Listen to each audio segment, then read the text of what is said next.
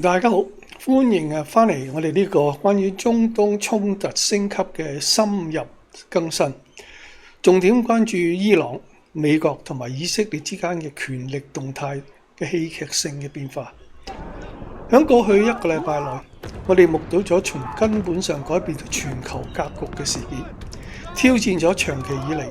關於西方喺該地區主導地位嘅假設。喺我哋深入研究細節之前，如果你欣賞咁樣嘅報導呢，請喜歡呢個視頻同分享，留下你嘅想法評論，訂閱頻道，打開個小鈴鐺。你嘅支持有助於我哋不斷提供呢啲嘅見解。好啦，等我哋先從設置一啲歷史嘅背景階段開始。自從中東發現石油以嚟咧，西方嘅列強咧一直係試圖控制該地區嘅資源同埋政治。最初呢個係大英帝國嘅拉延，但係第二次世界大戰之後，美國作為全球霸主介入，幾十年以嚟，美國已經投入咗數萬億美元，喺整個中東地區建立咗一個龐大嘅軍事基地、監視系統、情報行動同埋聯絡網絡。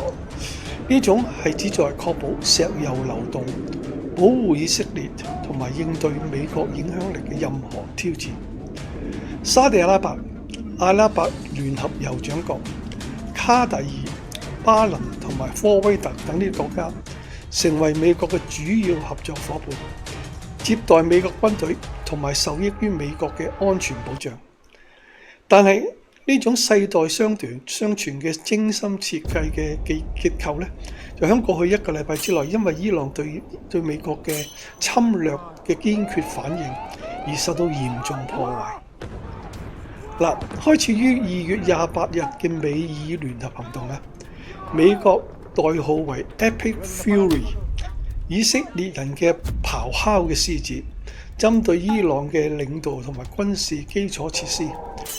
殺死咗最高嘅領袖阿里梅里內爾同埋幾十個高級官員。佢係旨在斬首政權同埋停止伊朗嘅核計劃。Donald Trump 總統為咗呢個行動辯護，佢話有必要消除呢個威脅，同埋暗示衝突可能會在沒有地面入侵嘅情況之下持續4到6個禮拜。但伊朗嘅報復係迅速同埋深遠嘅，暴露咗美國網絡裏邊好少有人預測到嘅漏洞。令人震驚嘅呢，就係伊朗瞄準咗海灣地區嘅美國軍事資產，打擊咗巴林、卡特爾、阿拉伯酋長聯合國、沙地阿拉伯、科威特、伊拉克同埋約旦嘅基地。報道證實咗美國嘅關鍵設施受損，包括美國總部海軍嘅第5艦隊響巴林喺嗰度嘅通訊雷達系統結構被擊中。美國喺中東最大嘅軍事設施卡特爾嘅烏代德空軍基地遭受咗彈道導彈襲擊。類似嘅襲擊破壞咗科威特、阿里塞爾納姆同埋其他地點嘅衛星通訊。伊朗無人機同埋導彈已經不堪重負。視頻顯示呢啲地點發生爆炸同埋火災。伊朗伊斯蘭革命衛隊聲稱發射咗數百架無人機同埋導彈，不僅針對軍事地點同埋對於能源基礎嘅設施同埋調派等呢個地方嘅美國大使館。呢場嘅彈幕以驚人嘅速度耗盡咗美國同埋盟國嘅彈藥。五角大樓官員承認，在經過幾日嘅激烈交流之後呢，愛國者同埋沙特系統嘅攔截幾乎係存於低位。據報道，一個海灣盟友只夠呢個咁樣嘅速度去消耗呢1個禮拜。美國正係爭先恐後將供應同埋包括喺亞洲啊、歐洲在內嘅地方呢，將佢搬去中東，就支持以色列同埋佢嘅基地。調派嘅彈藥同埋糧食傳俾呢，據說呢只係可以維持10日。好似日本呢啲咁嘅全球盟友呢，正在面臨石油短缺。迫使佢哋考慮出售美國資產，以確保供應。呢個條件之下咧，導致美國嘅合作嘅伙伴嘅關係咧感到好沮喪。佢哋感到暴露同埋質疑華盛頓保護佢哋嘅能力。海灣領導人私下就抱怨話：啲最初嘅之前咧冇得到通知，有啲人又公開批評美國將佢哋拖入佢哋警告嘅衝突。啲人咧越嚟越認為曾經被視為盾牌嘅美國基地而家吸引咗危險，侵蝕咗對美國嘅信心。喺戰場上面，伊朗加強咗對以色列嘅攻擊，部署咗高超音速導彈，例如 Fatah-2，同埋已經穿透咗以色列鐵重嘅集束彈藥，爆炸震動咗特拉維夫。有報道話咧，對於國防總部同埋古里安機場亦都影響咗。伊朗國家嘅媒體吹噓以色列壓倒性嘅防禦，將部分嘅城市變成係坐着嘅鴨子 （sitting duck），因為彈藥短缺。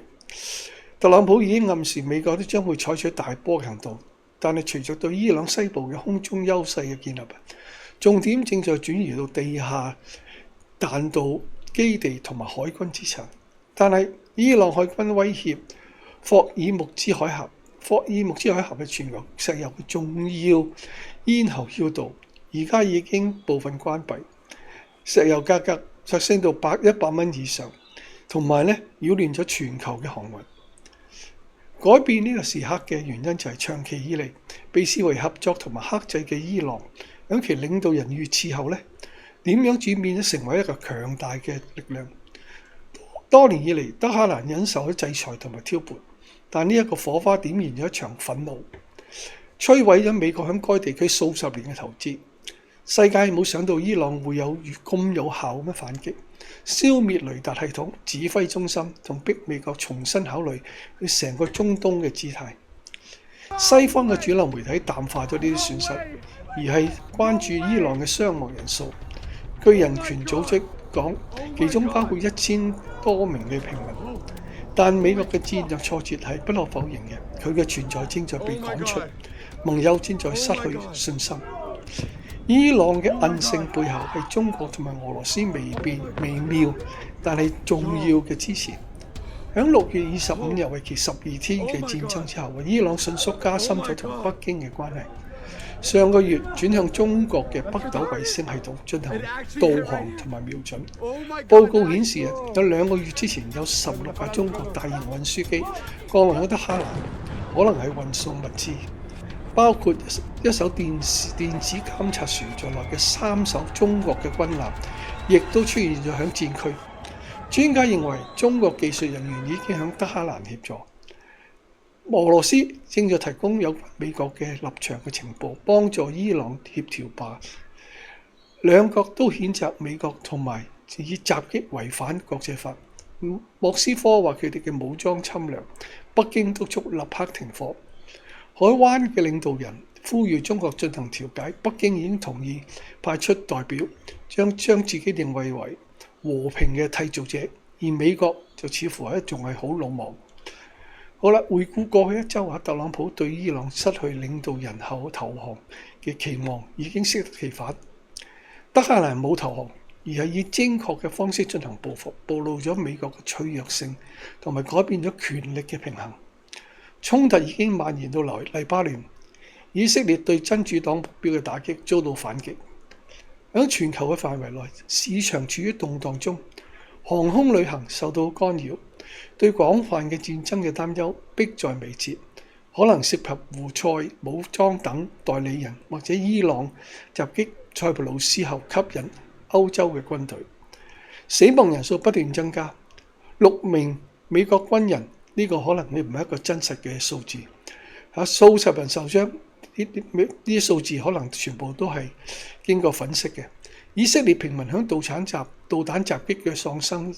伊朗軍隊遭受重大嘅損失。呢場戰爭標誌上一個時代嘅結束，美國唔能夠再擔任中東不受挑戰嘅主導地位。伊朗而家正在控制着關鍵嘅生命線，向弱化嘅鄰國規定條款。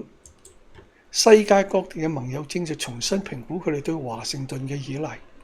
亞洲同埋海灣嘅一啲盟國表示，佢哋可能會轉向中國尋求穩定。隨着彈藥嘅減少同埋成本嘅飆升，美國面臨着艱難嘅選擇：升級為地面戰爭，冒着數千人甚至數萬人嘅生命危險，或者尋求挽回面子嘅出口。尤其支持者嘅授權伊朗冇表現出退縮嘅跡象，誓言侵略者撤退之前會繼續抵抗。最後，過去一週世界確實發生咗巨大嘅變化。曾經由美國主導嘅單極秩序正在破裂，中國同埋俄羅斯等多極嘅力量填補嚟空白。中東嘅未來懸而未決，現在作出評論將世世代代迴響。好啦，如果你重視呢個誠實報導，請喜歡、分享、評論同埋訂閱。我哋要靠你嘅支持繼續向前進。感謝你嘅觀看，我哋好快會再返嚟更新。多謝。